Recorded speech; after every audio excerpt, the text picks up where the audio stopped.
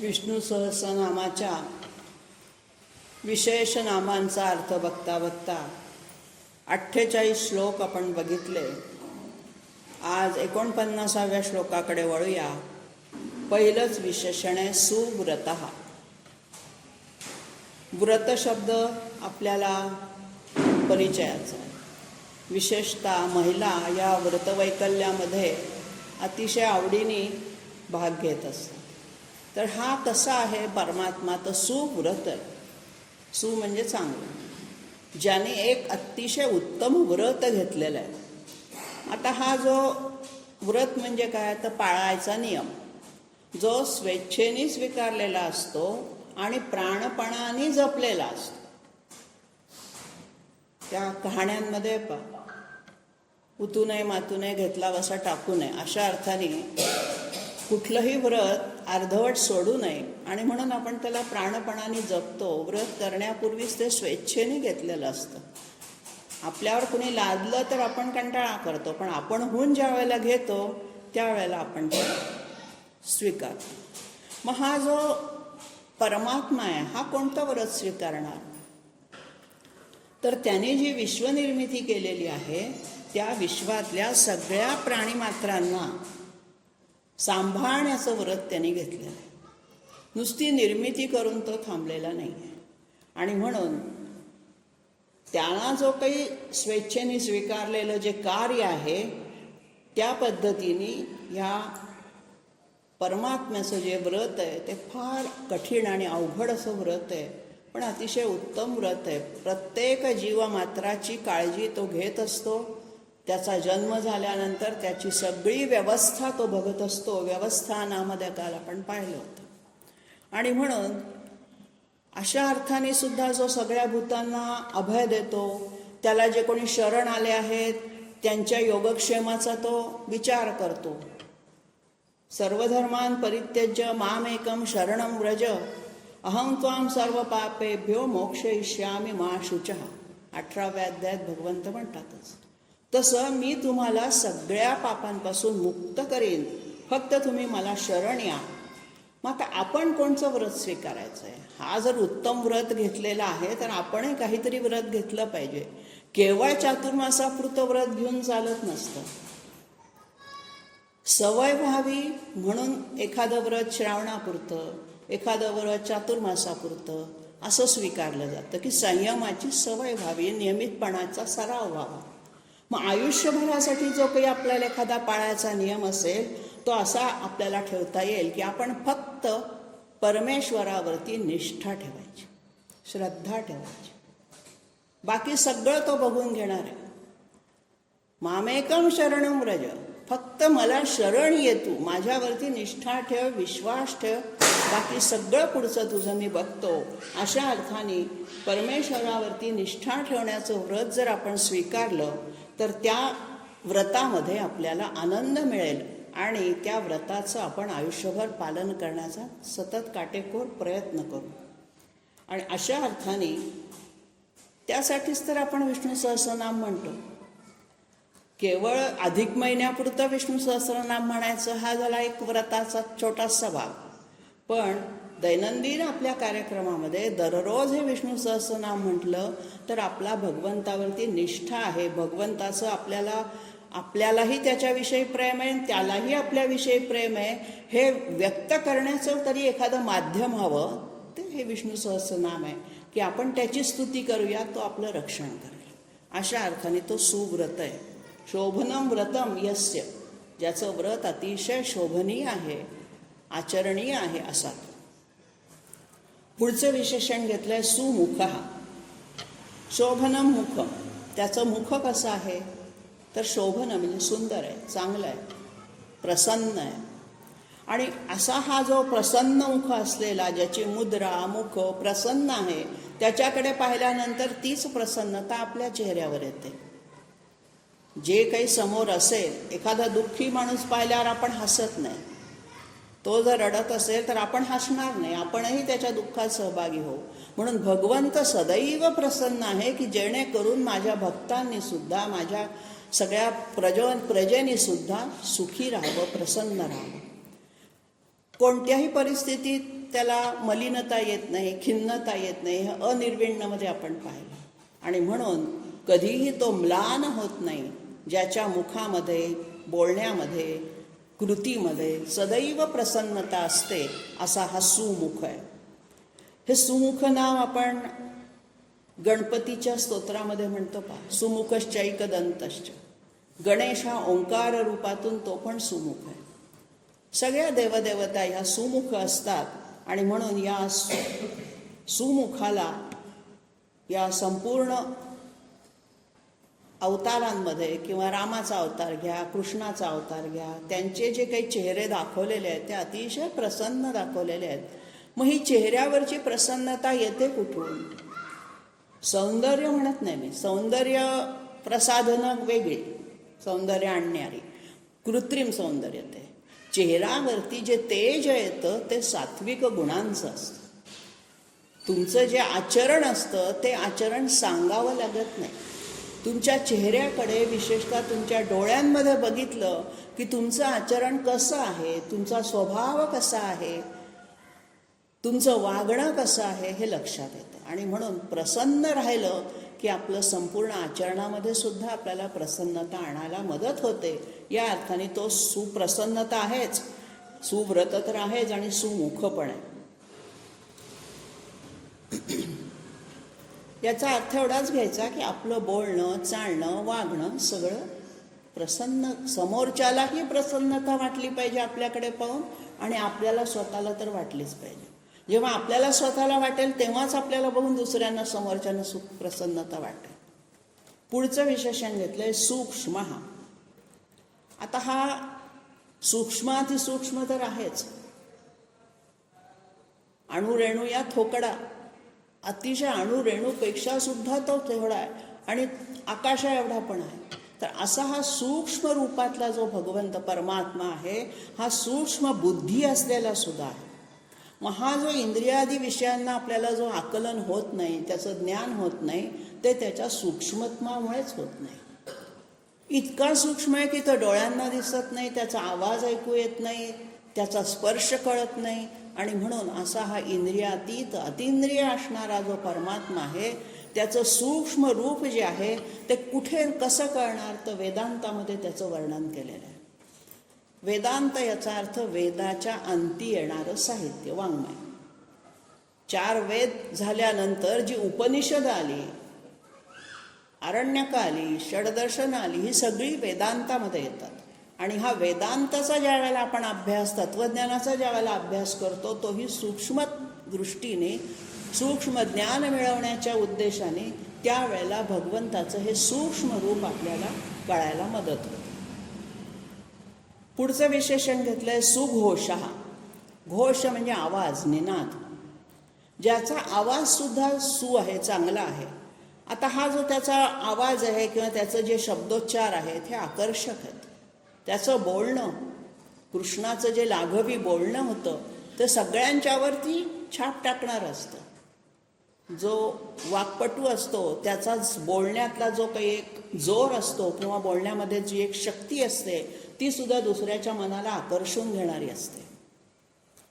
आणि म्हणून हा सुघोष कसा, घोष शब्द म्हटला की आपल्याला सागराचा गंभीर लाटांचा आवाज आठवतो.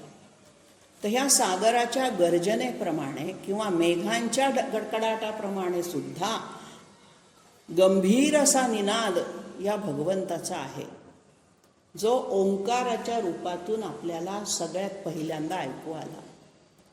ब्रह्मांडामध्ये ज्या वेळेला ओंकाराचा निनाद, पहिला शब्द ध्वनी निघाला, तो ओंकार आहे. आणि म्हणून ज्या वेळेला त्या ओंकाराचा आपणही सूक्ष्म पद्धतीने जप करू, उच्चार करू, त्यावेळेला आपल्यामधून सुद्धा हा सुघोष निघायला मदत होते. मग हा भगवंताचा ध्वनी सर्वत्र भरून राहिलेला आहे. फक्त या कानांनी तो ऐकू येत नाही, अंतर्कर्ण त्याला लागतात. जसे अंतर्चक्षु तसे अंतर्कर्ण असतात की ज्या वेळेला तुम्ही योगसाधनेने ध्यान लावून बसता त्यावेळेला तुम्हाला शंखाचा ध्वनी ऐकू येतो, सागराच्या गर्जनेचा, लाटांचा ध्वनी ऐकू येतो. तुम्ही जर कुठलाही शंख, चांगला शंख घेतला आणि कानाला लावला तर त्याच्या सागराच्या लाटांचा आवाज येतो. कुठलाही शंख घ्या तुम्ही, कारण त्याची उत्पत्ती सागरापासून आहे. मग असा बघितला तर दिसत नाही, त्यात पाणी असतं असं नाही, परंतु त्याच्यामध्ये आतमध्ये तो ध्वनी सुरू असतो शंखामध्ये. तसा हा आपल्याला सुघोष आपल्या अंतःकरणाला जे ऐकू आलं पाहिजे, हा भगवंताचा घोष ऐकू आला पाहिजे. त्यासाठी आधी बाह्य रीतीने आपण त्याचं नाव मोठ्याने घेतलं पाहिजे. म्हणून कुठलीही स्तोत्र मंत्र हा मोठ्याने म्हणायचा असतो. उच्च रवाने वेदघोष होतो. सुघोषमध्ये वेदघोषांची आठवण येते. वेदोच्चाराचे जे मंत्र असतात ते मंत्र हळूहळू पुटपुटायचे नसतात, स्पष्ट आणि मोठ्या उच्च रवामध्ये म्हणायचे. म्हणजे आजूबाजूचा जो परिसर आहे तो सुद्धा त्या ध्वनिलहरींनी कंपित होऊन शुद्ध होतो, पवित्र होतो. पुढचं विशेषण घेतलंय सुखदहा.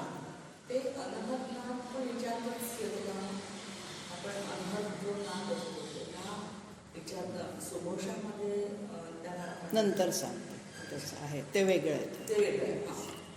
हा सुघोष जो आहे हा वेदांमधून निर्माण झालेले जे मंत्र आहेत त्या मंत्रांमध्ये जास्त लपलेला असतो. आणि म्हणून भगवंताच्या निश्वासातूनच वेदांची निर्मिती झालेली आहे. म्हणून तो जणू काही वेदांचा निनाद किंवा मंत्रोच्चार हा सुघोष आहे. पुढचं आहे सुखदहा.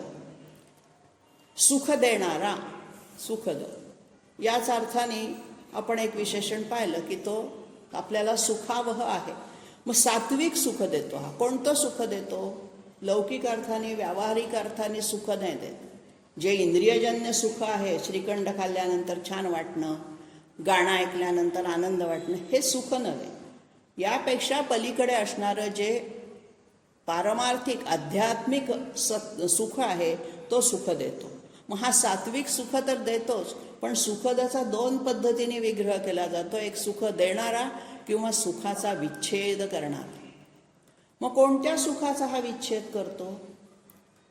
दुःखजन्य सुखाचा. सुख दोन प्रकारचे असतात. एका सुखातून सुखच प्राप्त होतं आणि एका सुखातून दुःख प्राप्त होतं. मग जी दुःखजन्य सुख आहेत, श्रीखंड खाताना सुख वाटतं, ते संपल्यानंतर अरे संपलं आता, हे दुःख होतं. मग ते दुःखजन्य सुख आहे. क्षणिक काळ टिकणारं सुख हे सुख नसून दुःखजन्य सुख त्याला असं वेदांतात म्हटलेलं आहे. म्हणजे तात्पुरतं सुख वाटतं पण कल्याणकारक नसतं. अशा अर्थाने सात्विक सुख तर देतो, पण तामसी सुखाचा तो विच्छेद करतो. तामसी वृत्तीचा, तामसी बुद्धीचा, जेणेकरून तुम्हाला शाश्वत सुख मिळणार नाही असं जे काही कृती तुमच्या हातनं घडते त्याचा तो विच्छेद करतो आणि सात्विक सुखाकडे तुमची प्रवृत्ती वळवतो. असा हा सुखद. पुढचं विशेषण घेतलंय सुहृद. सुहृदचा मराठीत अर्थ होतो मित्र. मग कसा मित्र? साधा मित्र नाही, मित्रांचेही प्रकार असतात. कामापुरता मामा म्हणणारा जो कामापुरता असतो तो स्वार्थी मित्र.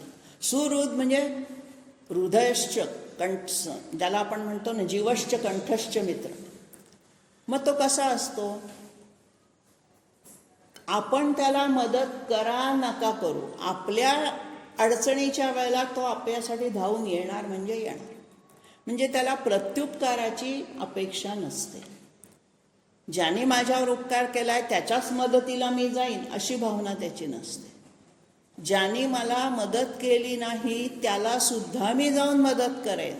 तो कोण आहे बघणार नाही. ती व्यक्ती संकटात सापडलेली आहे, तिला मदत करणं हे ज्याचं व्रत आहे, असा हा सुहृद आहे.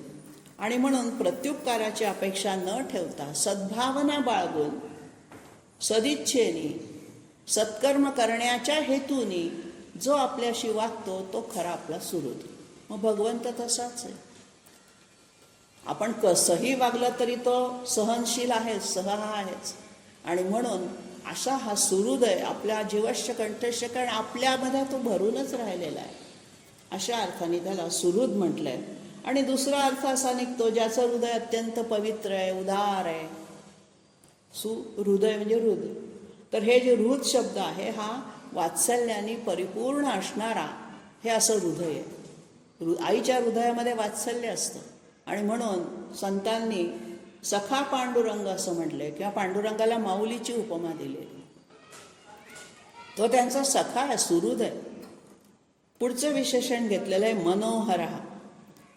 जो मनाला हरण करतो, मन आपला आकर्षून घेतो. मग हा मनाला आकर्षून कसा घेईल? मन आपलं कुठे आकर्षिलं जातं? जिथे आपल्याला आनंद मिळतो, जिथे आपल्याला प्रसन्नता वाटते, तिथे आपलं मन आकर्षिलं जातं. म्हणून हा सुमुख आहे, सुहृद आहे, सुव्रत आहे, असा सगळ्या बाजूनी तो आपल्या मनाला, चित्ताला आकर्षून घेतोय. आणि म्हणून सौंदर्य, सद्गुण, आनंदरूप हे सगळं जे त्याचं रूप आहे, हे आपल्या मनाला, चित्ताला, मनाला म्हणण्यापेक्षा इथे चित्त, मन आणि चित्तामध्ये फरक आहे. मनन करतं ते मन, चिंतन करतं ते चित्त. आणि म्हणून या चित्ताला जो आकर्षून घेतो त्याला आपण चित्ताकर्षक म्हणतो. असा हा चित्ताकर्षक मनोहर आहे. मग ती श्रीकृष्णाची मुरली, गाई वासरं सुद्धा त्या मुरलीने मनोहर श्रीकृष्णाकडे आकर्षिली गेली. मग माणसांचं तर काय? असा हा श्रीरामाच्या बाबतीमध्ये लोकाभिराम हा शब्द रामरक्षेत आलेला आहे. लोकाभिराम श्रीराम, सगळ्यांचं मन चित्त आकर्षून घेणारा आहे. पुढचं विशेषण घेतलेलं आहे जितक्रोध. जितहा क्रोधा येन, ज्याने क्रोध जिंकून घेतलेला आहे, क्रोधावरती विजय मिळवलेला आहे. क्रोध म्हणजे संताप, राग आपल्या भाषेत. हा क्रोध जो षड्रिपूतला क्रोध आहे ना, हा सगळ्यात घातक शत्रू आहे. क्रोध अनावर झाला की माणूस काय करून बसेल सांगता येत नाही. एक वेळ मोह, मद, मत्सर हे टाळता येतात, याच्यावरती संयम मिळवता येतो. पण मुळात जर क्रोधी स्वभाव असेल तर त्याला कंट्रोल करणं, त्याला संयमित ठेवणं हे अतिशय अवघड आहे. दुर्वासांसारख्या ऋषींना सुद्धा ते जमलं नाही. इतके ते कोपिष्ठ होते, क्रोधिष्ठ होते. क्षणात शाप देऊन मोकळे व्हायचे आणि मग उशाप देत बसायचे. तर हा क्रोध जिंकणं, ज्याने जिंकलेला आहे, हा जितक्रोध आहे. मग हा जो जितक्रोध आहे, तर मग काही काही वेळेला तो जो नरसिंहाचा अवतार घेतो तेव्हा कसा काय क्रोध दिसतो? मग त्याचा नरसिंहाच्या ज्या गर्जना होत्या, त्याचं जो सगळं रूप, त्या अवताराचं वाचली कथा तर अतिशय मोठी आहे. मग कशासाठी तो क्रोधी होतो? तर जगाच्या कल्याणाच्या उपयोगाच्यासाठी जे जे म्हणून जगाला त्रासदायक गोष्टी, घटना, व्यक्ती, कोण शत्रू, राक्षस असतील त्यांना मारायच्या वेळेला मात्र तो जितक्रोध नसतो, परंतु त्याच्या तो क्रोध त्याच्या आवाक्यात असतो. त्यांना मारण्यापुरता तो क्रोधी होतो. मारल्यानंतर तिथे त्यांचं वैर संपतं. रामाचं रावणाशी जे वैर होतं ते मरणांतानी वैराणी असं म्हटलेलं आहे रामायणात. तेव्हा कुठलाही गोष्टीचा क्रोध हा कितीपर्यंत लांबवायचा आणि कुठे तो थोपवायचा, संपवायचा, हे ज्याच्या स्वाधीन आहे तो जितक्रोध. भगवंत क्रोधवश होत नाहीत, शक्यतो होत नाहीत. परंतु ज्या वेळेला लढाया त्यांनी जिंकलेल्या आहेत, काही राक्षसांना अवतार घेऊन मारलेला आहे, त्यावेळेला मात्र त्यांनी क्रोध धारण केल्याशिवाय, क्रोध असल्याशिवाय, रजोगुणामध्ये क्रोध येतो, तो रजोगुण असल्याशिवाय मनुष्याचं जीवन शक्यच नाही. जिथे अन्याय चाललाय तिथे संताप आलाच पाहिजे, अन्यायाची चीड आलीच पाहिजे. परंतु ती किती आणि कुठपर्यंत न्यायची? सूड उगवेपर्यंत न्यायची का अन्याय दूर करेपर्यंतच थांबायचं? हे आपल्या बुद्धीला कळलं पाहिजे. आणि हा गुण या भगवंताकडनं घ्यायचा आहे की तो जितक्रोध आहे. क्रोध जिंकलाय म्हणजे क्रोधावरती ताबा आहे त्याचा. किती रागवायचं? लहान मुलाला मारताना कुठे मारायचं, किती मारायचं आईला कळतं. मारत तर मारतच नाही सुटत ती, तिला राग आलेला असतो, ती धपाटा घालते, परंतु सांभाळून घालते. अशा अर्थाने हा जितक्रोध. पुढचं घेतलं विशेषण वीतबाहू, वीरबाहू. आता हा जो वीरबाहू आहे म्हणजे त्याचे जे बाहू आहेत, भुजा आहेत, हात आहेत, ते पराक्रमी आहेत, वीर आहेत. शूर, वीर, पराक्रमी अर्थाने. ज्याचे बाहू पराक्रमी अशा अर्थाने पुरुष सूक्तामध्ये आलेलं आहे. पण बाहू राजन्यकृता, ब्राह्मणोस्य मुखमासीत बाहू राजन्यकृता. राजे लोकांना जो पराक्रम अपेक्षित आहे तो याच्या बाहूमध्ये स्फुरण पावलेला आहे. आणि म्हणून रामरक्षेच्या कवचामध्ये सुद्धा जी प्रत्येक अवयवाची विशेषणं आहेत तिथे ते विशेषण तिथे घातलेलं आहे. अशा अर्थाने हा वीरबाहू आहे, पराक्रमशाली आहे. या सगळ्या विशेषणांमधून भगवंताची एक एक अवतारातली, एक एक रूपातली, एक एक गुणवैशिष्ट्य आपल्या लक्षात येतात. पुढचं विशेषण घेतलंय विदारणा. वि अधिक द्रु धातू आहे, फाडणे, चिरून काढणे. नरसिंह अवतारामध्ये हिरण्यकश्यपूचं पोट ज्याने फाडलं असा हा विदारक दृश्य, भयप्रद. विदारक शब्द मराठीत वापरतो ते भीतीदायक अशा अर्थाने आपण वापरतो. मग त्याचं रूप जितकं सुमुख आहे तितकं विदारक पण आहे. प्रसंगानुरूप तो बदलतो. कुठे विदारक व्हायचं आणि कुठे सुमुख राहायचं हे भगवंताला ज्ञात आहे, समजते. आणि अशा अर्थाने दुष्टांची हृदय फोडणारा, दुष्टांना भय निर्माण करणारा. कारण भीती जर नाहीच वाटली दुष्टांना तर ते दुष्ट माजतील, पृथ्वीवरती अनाचार करतील. मग त्यांना कोणाचा तरी धाक पाहिजे, त्यांना कोणाची तरी भीती वाटली पाहिजे, म्हणून विदारक रूप घेतो. आणि भक्तांच्या बाबतीमध्ये मात्र तो सुमुख असतो, मायाळू असतो, वत्सी असतो. पुढच्या श्लोकामध्ये येणार आहे वत्सचा उल्लेख. तेव्हा असा हा वीरबाहू आणि विदारण हे सारखे. जितक्रोधपासून ती एक लिंक सुरू होते. जितक्रोध जिंकला तरीही वीरबाहू आहे. वीरबाहू आहे, विदारक पण आहे. त्याच्यावर पुढचा टप्पा गेला हा विदारकचा. आणि पहिली सुरुवात मात्र सुमुख, सूक्ष्म, सुघोष, सुनी झाली. अशा या पहिल्या ओळीमध्ये सुचा अनुप्रास आहे आणि दुसऱ्या ओळीमध्ये सगळी त्याचं उग्र रूप दाखवणारी विशेषणं आहेत. म्हणजे जसा तो मनोहर आहे तसाच तो विदारक पण आहे. 50व्या श्लोकातलं पहिलं विशेषण आहे स्वापनः. स्वपधातूचा अर्थ आहे झोपणे. याचं प्रयोजक केलंय स्वाप, म्हणजे झोपवितो. आपल्याला झोप आणून देतो तो कोण? तर निद्रादेवीच्या रूपाने परमेश्वरच आहे. निद्रादेवीची आपण आराधना करतो. देवी सूक्तामध्ये या देवी सर्वभूतेषु निद्रा रूपेण संस्थिता नमस्तस्यै नमस्तस्यै नमस्तस्यै नमो नमः श्लोक. निद्रा देवीला नमस्कार करून झोपायला जा. सगळ्या प्राणीमात्रांमध्ये हा निद्रेच्या रूपाने सगळ्यांना झोपवतोय. झोप कशी केव्हा येते? आपण दमलो, भागलो, श्रमलो की आपण विश्रांती घेतो, झोप घेतो.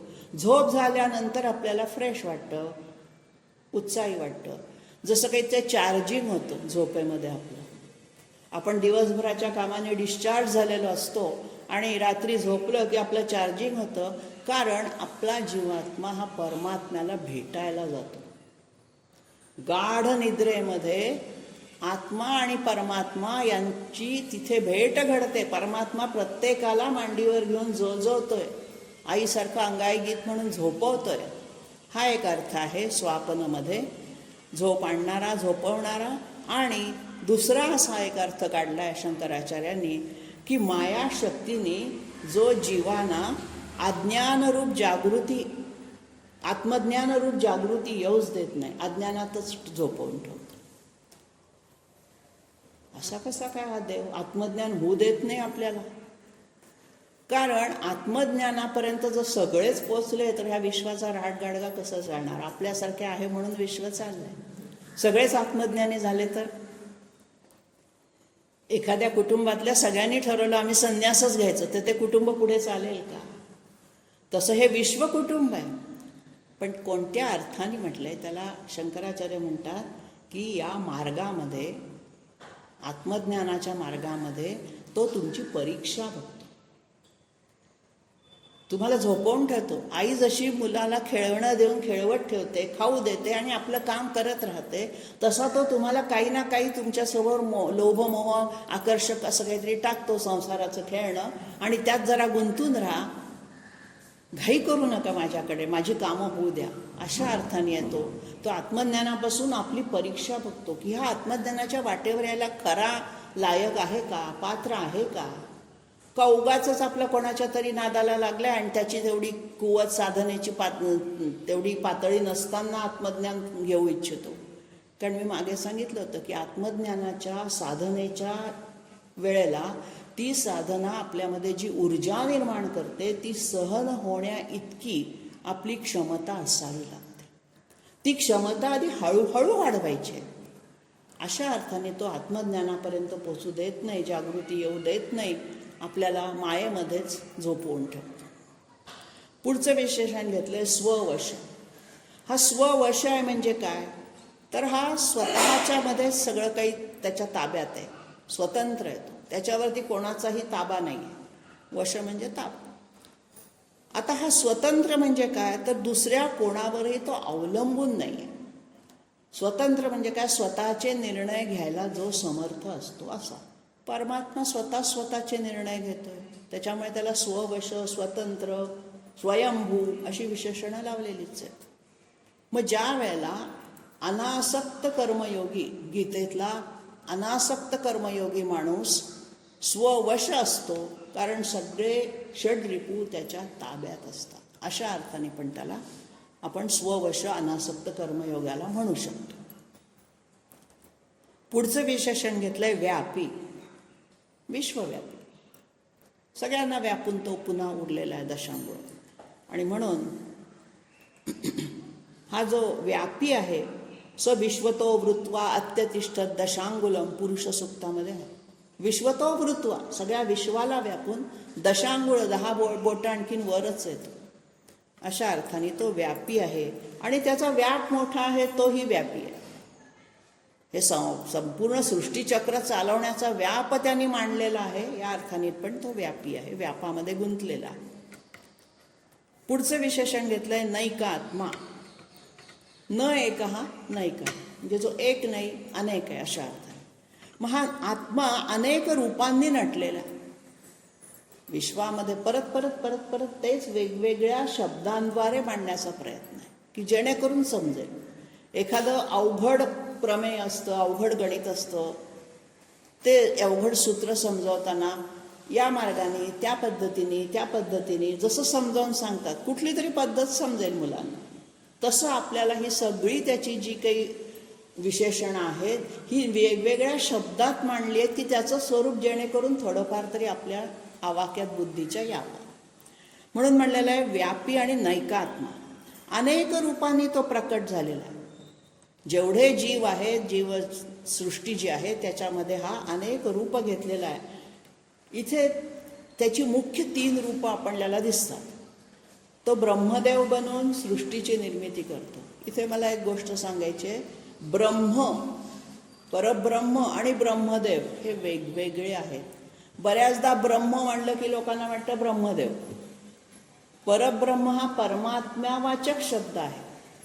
नुसतं ब्रह्म म्हणलं की तो ब्रह्मदेव नाही, ब्रह्मा म्हटलं तर तो ब्रह्मदेव. ब्रह्मदेव हा ब्रह्मा आहे, तो परमात्माच ब्रह्मदेवाचं रूप घेतो आणि सृष्टीची निर्मिती करतो. नाही तर सृष्टीची निर्मिती करणारा परब्रह्म आहे, मग तोच ब्रह्मदेवाचं अंश रूपाने तो आहे, पण त्याच्यावरती हा परब्रह्म रूप स्वरूप आहे त्याचं. आणि म्हणून ब्रह्मात्मैकम किंवा ब्रह्मसत्यम जगन्मिथ्यामध्ये जे ब्रह्म शब्द आहे हा परब्रह्म, परमात्मा या अर्थाने आहे. आणि आता इथे जी 3 रूपं ज्यांनी धारण केलेली आहे ती ब्रह्मदेव, विष्णू आणि शिव. निर्मिती, पालन, पोषण आणि संहार ही कार्य तो नैक कर्म. खूप काम आहेत त्याला. सृष्टी नुसती निर्माणही नाही करायची, त्याचं पालनही करायचं आहे, त्याचा संहारही करायचा आहे. आणखीन काय आहे, हे सगळं करून तो मात्र त्याच्यापासून अलिप्त असतो. अनेक कर्म आपल्याकडनं तो अनेक कर्म करवून घेणारही तोच आहे. अशाही अर्थाने नैककृत म्हटलं. नैक कर्मकृत अनेक प्रकारची कृत्य करतो, स्वतः करतो, प्राणीमात्रांकडून करवून घेतो आणि पुन्हा त्याच्यापासून तो अलिप्त होतो. अशा अर्थाने या ठिकाणी नैक कर्मकृत हे शब्द विशेषण वापरलेलं आहे. पुढचं विशेषण घेतलंय वत्सर. ही जी 3 विशेषण आहेत, वत्सर, वत्सल आणि वत्सी, ही त्रिपुटी आहे, एकमेकांशी संलग्न आहे ती. वत्सर म्हणजे वसती अत्र अखिलम, जे जिथे तो राहतो असा. किंवा काल आपण संवत्सर शब्द पाहिला काल. संवत्सरामध्ये हा वत्सरच आहे. वत्सर म्हणजे वर्ष. कालगणनेमधलं जे 1 वर्ष त्यालाही वत्सर म्हणतात. आणि ज्या ठिकाणी हा परब्रह्मा राहतो किंवा परमात्मा राहतो किंवा ज्याच्यामध्ये सगळं विश्व राहतं असाही वत्सर आहे. जसा अर्थ काढू तसे शब्द वाको तसा अर्थ निघतो. आणि म्हणून हा जो वसती आहे ज्याच्यामध्ये सगळ्यात लोकांची वस्ती त्याच्यामध्ये आहे, सगळे त्याच्यापासून निर्माण झाल्यामुळे तो स्वतःच वत्सर आहे आणि वर्षाच्या कालगणनेच्या रूपात सुद्धा तो सगळीकडे दिसतो. म्हणून सर्व काही ज्याच्यामध्ये राहते असा तो वत्सर. पुढचं विशेषण घेतलंय वत्सल. मुळातले शब्द सगळे वत्स आहेत. वत्सर, वत्सल आणि वत्सी 3ही शब्द आहेत. तर हा जो वत्सल आहे हा प्रेमळ आहे. वत्सल शब्द आपल्याला वात्सल्य या रूपामध्ये माहिती आहे, त्याचं आपण भाववाचक नाम केलंय वात्सल्य. प्रेमळ आहे, मायाळू आहे, क्षमाशील आहे, दयाळू आहे. भक्तांसाठी तो वत्सल स्वरूपाचा. कारण विठू माऊलीच तिला म्हटलेलं आहे आपण सगळ्यांनी. आणि म्हणून ज्या ते नामदेवाचा अभंग आहे, तू माझी माऊली मी वो तुझा ताना पाजी प्रेम पान्हा पांडुरंग. खूप मोठा अभंग आहे तो. मी पक्षिणी आहे, पक्षी आहे, तू पक्षी आहेस, मी तुझा अंड आहे, अशा अर्थाने मला चारा दे, अशाही अर्थाने पुष्कळ मोठा अभंग आहे तो. त्याचा अर्थ एकच आहे की मी तुझं लेकरू आहे आणि लेकरावरती तुझी माया प्रेमाची सावली हवी आहे, अशा अर्थाने त्याला वत्सल म्हटलेलं आहे. पुढचं चौथं म्हणजे वत्सी हे त्रिपुटीतलं 3रं विशेषण. आता हा वत्सी कसा आहे? वत्सल भावनेनी वासरांचं पालन पोषण करणारा, अपत्यप्रेमी. अपत्यांचं पालन पोषण करताना जे वात्सल्य लागतं ते युक्त, त्या भावनेने युक्त असणारा असा प्रजेचं पालन करणं. प्रजावत्सल रामाला आपण म्हणतो, प्रजावत्सल होता राम. म्हणजे काय तर प्रजेबद्दल त्याच्या मनामध्ये पोटच्या अपत्याप्रमाणे प्रेम होतं.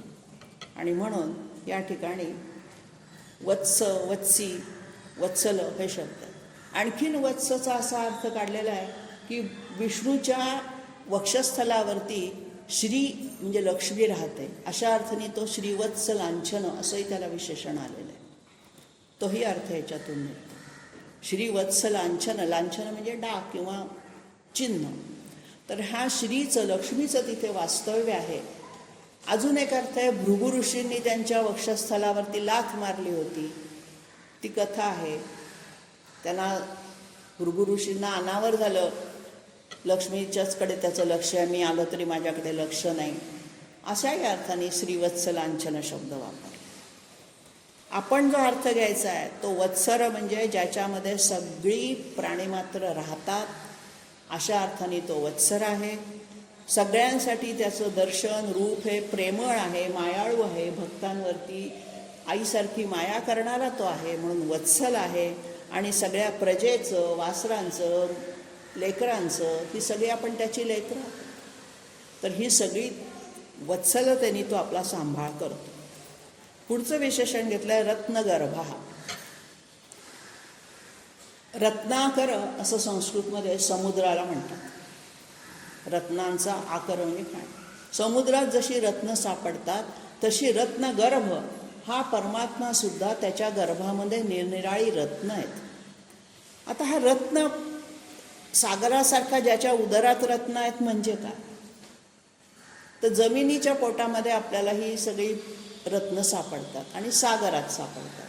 प्रवाळ, मौक्तिक, ही जी माणकं ही जी आहेत किंवा कौस्तुभमणी हे सागरातून मिळालेले आहेत. किंवा सोनं, रूप, हिरे हे आपल्याला खाणीमधून, जमिनीच्या पोटातून मिळतात. म्हणजे त्यांनी निर्माण केलेल्या सृष्टीच्या गर्भामध्ये त्यांनी रत्न पेरून ठेवलेली आहेत, अशा अर्थाने सुद्धा तो रत्नगर्भ आहे. आणि तो स्वतः सद्गुणांची खाणच आहे. रत्न म्हणजे सद्गुण, सद्गुणांची तो खाणच आहे. त्याच्याकडे कुठला सद्गुण कमी असं नाहीच, भरपूर सद्गुणांनी भरलेला अशा अर्थाने तो रत्नगर्भ आहे. आणि ही जी रत्न आहेत, कौस्तुभमणी तर विष्णूने गळ्यात धारण केला समुद्र मंथनातला, पण ह्या कौस्तुभमण्यासारखं तेज, रत्नाचं तेज सहन त्याला करता येलं पाहिजे, अशा अर्थाने तो सद्गुणी आहे. आणखीन त्यांनी नररत्नही निर्माण केली आहेत. जी मनुष्य जातीमध्ये जी श्रेष्ठ लोक असतात त्यांना आपण नररत्न म्हणतो. नरांमध्ये ते रत्नासारखे चमकतात. मग ते देशभक्त असतील, संत असतील, महापुरुष असतील, ते सगळी नररत्नांची खाण आहे आपली भारतभूमी. मग नररत्नांची खाण म्हणजे इथे एकाहून एक असे दिव्य पुरुष होऊन गेलेले आहेत, महापुरुष होऊन गेलेले आहेत, की ज्यांच्यामुळे भारतभूमीचा उद्धार झाला, भारतभूमी ही उन्नतावस्थेकडे गेली. अशा अर्थाने नररत्नांची खाण असणारा असाही रत्नगर्भचा अर्थ काढता येतो. त्याला जोडून पुढचं विशेषण आहे धनेश्वर, धनाचा ईश्वर. आता इथे धनाचा, संपत्तीचा ईश्वर, मग कोणती संपत्ती आहे? तर हे विश्व चालवण्यासाठी जी जी काही जलसंपत्ती, भूसंपत्ती, धान्य संपत्ती, ही जी सगळ्या रूपातली संपत्ती आहे ती त्याच्याजवळ भरपूर आहे. प्रत्येकाला तो त्यातला काही ना काही अंश देतच असतो. आणि म्हणून हा सगळ्या प्रकारच्या धनाचा तो आहे. म्हणजे भूमी 3 ठिकाणी मुख्यतः आपल्याला त्याचा साठा सापडतो. भूमीवरती धान्य रूपाने, अंतरिक्षामध्ये सूर्यप्रकाश हे एक धन आहे, कारण सूर्यप्रकाशाशिवाय प्राणीमात्रांचं जीवन, वनस्पतींचं जीवन अशक्य आहे. आणि आकाशामध्ये मेघ, वायू किंवा वर्षा, पाऊस ज्याला आपण म्हणतो. पाऊसच पडला नाही तर धान्य लक्ष्मी येणार नाही. धनधान्य लक्ष्मी येण्यासाठी आकाशामध्ये सूर्य पण पाहिजे, अंतरिक्षात, आणि आकाशातली वर्षा पण हवी आहे. मग ह्या सगळ्या प्रकारच्या साधन संपत्तीने नटलेला, अशा अर्थाने त्याला धनेश्वर म्हणतात. केवळ पैसा, आपल्या दृष्टीने ज्याला पैसा महत्त्व देतो ते असलेला तो धनेश्वर असा अर्थ तिथे नाही.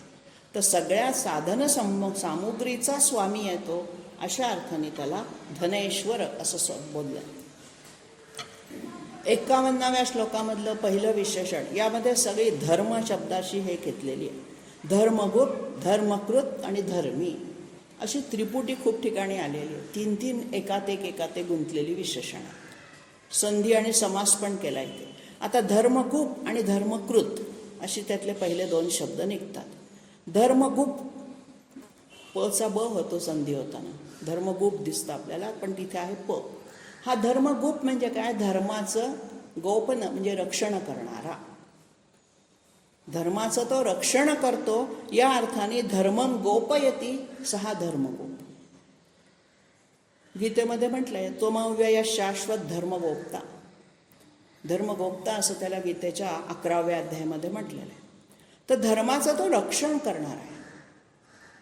जो काही त्यांनी धारणात धर्म इत्याव म्हणून जो धर्म प्रतिष्ठा मानलेली आहे, त्या धर्माचं आचरण करताना त्याचं संबंध मानव जातीमध्ये किंवा संबंध सृष्टीमध्ये एक निसर्ग धर्म आहे, ज्याचा त्याचा धर्म आहे. आपला जसा मनुष्य धर्म आहे तसा निसर्गाचाही निसर्ग धर्म आहे. व प्रत्येकाच्या धर्माचं रक्षण करणारा अशा अर्थाने धर्मगुप्त म्हटलेला आहे. आता हा जो धर्मगुप्त आहे हा रक्षण कसा करतो? आणखीन गीतेतला श्लोक आहे, यदा यदा हि धर्मस्य ग्लानिर्भवति भारत अभ्युत्थानम अधर्मस्य तदात्मानं सृजामि. तर अभ्युत्थान म्हणजे पुन्हा निर्माण करायचं आहे, अधर्म टाकून द्यायचं आहे, अधर्माचा नाश करायचा आहे, आणि धर्माला जी ग्लानी आलेली आहे त्याचा अभ्युत्थान, पुन्हा त्याला पुनरुज्जीवित करायचं. जे कार्य श्रीकृष्णाने वारंवार युगायुगांमध्ये केलेलं आहे, प्रत्येक युगामध्ये तो जन्माला येतो आणि त्या ठिकाणी ते कार्य करतोय धर्माचं रक्षण करण्याचं. आणि म्हणून असा हा धर्मगुप्त हा शब्द पहिला घेतलेला आहे. दुसरं घेतलेलं विशेषण धर्मकृत, धर्माची स्थापना करणारा. आत्ता आपण धर्मसंस्थापनामध्ये पाहिलं, धर्माची तो पुनर्स्थापना करतो. खरं म्हणजे आपल्याला असं वाटतं की धर्मकृत हे विशेषण आधी हवं, धर्माची स्थापना किंवा धर्म निर्माण करणारा, धर्माचा निर्माता, आणि मग धर्मकृत ना. पण नाही, मी जे म्हणलं की यातलं प्रत्येक विशेषण हे अतिशय क्रम साधून आलेलं आहे. धर्मकृत म्हणजे निर्माण करणारा, धर्माची संस्थापना करणारा. पण आधीचं जे धर्मगुप घेतलेलं आहे, हा अव्यय शाश्वत असणारा जो धर्म आहे, तो मुळात त्याचा कोणता धर्म आहे? विश्वनिर्मितीचा, विश्वाच्या पालनाचा त्याचा धर्म आधी आहे. त्याचा आधी तो रक्षण करतोय आणि त्याला ज्या वेळेला ग्लानी येईल तेव्हा तो पुन्हा धर्मकृत होतो. जोपर्यंत अधर्माचं, असुरांचं बलात्कार हे जे अत्याचार आहेत हे वाढत नाहीत, तोपर्यंत तो काही अवतार घेत नाही. म्हणून आधी धर्माचं रक्षण करणं हे सगळ्यात आधी काम. धर्म तर त्यांनीच नाही तो स्वतःच धर्ममय आहे. विष्णूला धर्मच म्हणलेला आहे, विष्णू धर्म. मग हा जो धर्म आहे, हा अभ्युत्थान केव्हा कशाचं करतात? उठवायचं कोणाला? जो पडलाय त्याला. म्हणून आधी पडलेल्याला उठवायचं आणि मग त्याला स्थिरस्थावर उभं करायचं. अशा अर्थाने धर्मगुप, धर्मकृत असा क्रम त्यांनी घेतला. आता याचा धर्म कोणचा? भगवंताचा. तर सत्य धर्म. वेदांमध्ये सुद्धा सत्यम वद धर्मम चर म्हटलेलं आहे. मग हा जो सत्य धर्म आहे त्याचं तो पालन करतोय, त्याचं रक्षण करतोय. आणि म्हणून धर्म निर्माण करणारा, धर्माचं रक्षण करणारा आणि स्वतः धर्मीच आहे. धर्म धारण करणारा तो धर्मी. त्याचं स्वरूपच धर्ममय आहे, सत्स्वरूप आहे त्याचं, सच्चिदानंद स्वरूप आहे तो. आणि म्हणून ज्याचं आचरणही धर्माप्रमाणे आहे, जो स्वतःही धर्म मानतो, अशा अर्थाने या सगळ्या त्रिपुटीमधून आपल्याला धर्माचं महत्त्व सांगण्याचा प्रयत्न केलेला आहे. आणि हे जे सत्यस्वरूप धर्माचं आहे, सत्तत्व धारण करणारा धर्मी म्हणजे सत्तत्व ज्यांनी धारणच केलं आहे, त्याचं निर्मिती किंवा तो जो स्वयंभू आहे तोच मुळात सत्तत्वानेच आधारित आहे, सत्य आणि चित्त. आणि म्हणून तो चिन्मय आहे, अशाश्वत सगळ्या प्रकारच्या गोष्टींपासून तो अलिप्त आहे. अशा अर्थाने त्याला धर्मी म्हटलेलं आहे. आणि हीच पुन्हा विशेषणं पुढे सत, असत आणि क्षर अक्षरमध्ये घेतलेली आहे. या सगळ्या जोड्या आहेत, गीतेमध्ये आलेल्या आहे. क्षराक्षर किंवा सत असत, हे सगळी जी जोडी आहे, क्षर आणि अक्षर आणि सत आणि असत, याच्यामध्ये सत म्हणजे काय? तर सत्य स्वरूप. म्हणजे परब्रह्म आहे ते सत्य स्वरूप आहे आणि सत्ता रूप आहे किंवा अस्तित्व मात्र आहे. म्हणून आपण त्याला ओम तत्सत म्हणतो. तत् म्हणजे ते काय आहे? ते सत्य स्वरूप. मग जे सत्य आहे, चिरंतन शाश्वत टिकणारं सत्य आहे. व्यवहारामध्ये कालचं सत्य आज असत्य होऊ शकतं. काल जे खरं वाटत होतं की पृथ्वी ही चपटी आहे, शास्त्रज्ञांना वाटत होतं, त्यांना तेव्हा ते खरं वाटायचं, सत्य आहे. मग शोध लागला, नाही पृथ्वी ही गोल आहे, म्हणजे कालचं सत आज असंच ठरतं. विज्ञानामध्ये जसजसे पुढचे शोध लागतात तसा मागचा शोध असंच ठरतो, खोटा ठरतो. आणि नवीन शोध सच, पण त्याला अंत नाही, त्याच्याही पुढे अजून काहीतरी असलं पाहिजे. सृष्टीची निर्मिती कशी झाली याच्या जे सिद्धांत मांडतात त्याच्यामध्ये. तेव्हा अशा पद्धतीने कायम सत्य, शाश्वत चिरंतन सत्य हा फक्त परब्रह्म परमात्माचा आहे. म्हणून तो सत्स्वरूप, त्याला सत म्हटलेलं आहे. अस्तित्व रूपच तो आहे परब्रह्म, म्हणून त्याला सत म्हटलेलं आहे. पुढचं विशेषण आहे असत. मग तो सतही आहे आणि असतही आहे. मग असत कोणत्या रूपाने आहे? तर मायेच्या रूपाने. मोह माया, भासमान विश्व जे आपल्याला सगळीकडे दिसतंय. आता पृथ्वीवरती आपल्याला इमारती दिसतात, नद्या दिसतात, डोंगर दिसतात, ह्या सगळ्या असत आहे. आज आहेत, उद्या नाही राहणार. प्रलयाच्या वेळेला काही वेळेला प्रलय कशाला? आत्ताच काही नद्या आटून जातात. सरस्वती नदी गुप्त झाली आहे, दिसतच नाही. मग ती असत आहे. सत असती तर ती कायमस्वरूपी टिकली पाहिजे. तर ह्या ज्यांना जन्म आहे ते सगळे असत आहेत, कारण ते शेवटी नष्ट होणार. अशा अर्थाने बृहदारण्यकोपनिषदामध्ये एक वाक्य आहे, असतो मा सद्गमय. असतकडे जाऊ नका, सतकडे चला. गमय म्हणजे घेऊन चल. मला भगवंताला विनंती आहे तिथे, मला घेऊन चल. गमय, मला जाण्याचा रस्ता, मार्ग तू हो. असताकडून सताकडे जायचंय आपल्याला, अक्षराकडून क्षराकडे जायचंय. आणि म्हणून अपरा प्रकृती, पराप्रकृती ही सगळी ही जोडगोळी अशीच वर्णन केलेली आहे गीतेमध्ये. क्षेत्र, क्षेत्रज्ञ, परा, अपरा, ह्या सगळ्या असत, ह्या अशा जोड्या आहेत. की एका अर्थाने ते सत पण आहे, एका अर्थाने ते असत पण आहे. मग सत कसं तर चिन्मय स्वरूपातलं, कायम टिकणारं, शाश्वत, चिरंतन. आणि असत कसं भासमान, नष्ट होणारं, विनाश असणारं. त्याच्या पुढची विशेषणाची जोडी घेतली क्षर आणि अक्षर. क्षरालाच आपण असत म्हणू शकतो. क्षर म्हणजे ज्याचा विनाश होतो. क्षीर्यते इति क्षर, नाहीसं होतं. तर हे विश्वाच्या रूपाने जे नटलेलं आहे ते नाहीसं होणारच आहे. क्षर सर्वाणि भूतानि कूटस्थो क्षर अक्षर उच्यते, गीतेच्या 15व्या अध्यायातलं वळ. सर्वाणि भूतानि क्षर, सगळी प्राणी मात्र ही क्षरमध्ये येतात, असतमध्ये येतात. आणि कूटस्थ ब्रह्म जे आहे, परमात्मा परब्रह्म जे आहे ते अक्षर आहे, त्याचा कधी नाश होत नाही. म्हणून क्षर आणि अक्षर, असत आणि सत या जोड्या इथे घेतलेल्या आहेत. मग हा अक्षर पुढचं विशेषणामध्ये तर कसा आहे, कूटस्थ आहे. कूटस्थ या शब्दाचा अर्थ असा आहे की अत्यंत उच्चस्थानी विराजमान असलेला, सगळ्याच्या परा असलेला, पराविद्या ज्याला आपण म्हणतो. परा आणि अपरा ही जोडी 13व्या अध्यायात येते.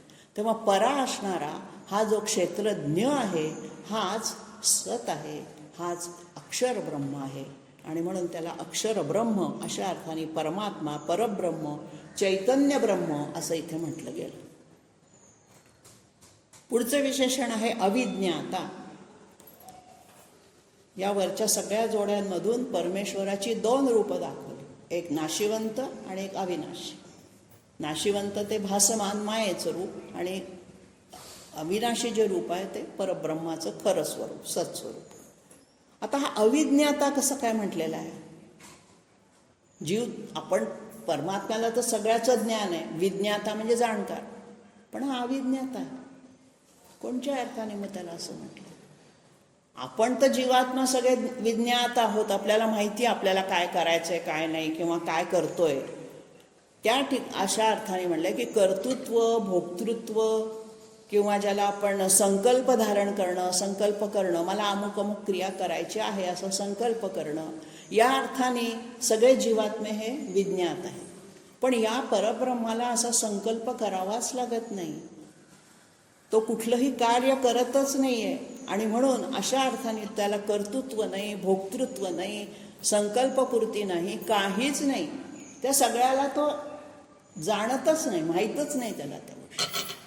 जसं आपण म्हणतो सज्जनांना, साधूंना आसक्ती ही माहितीच नसते.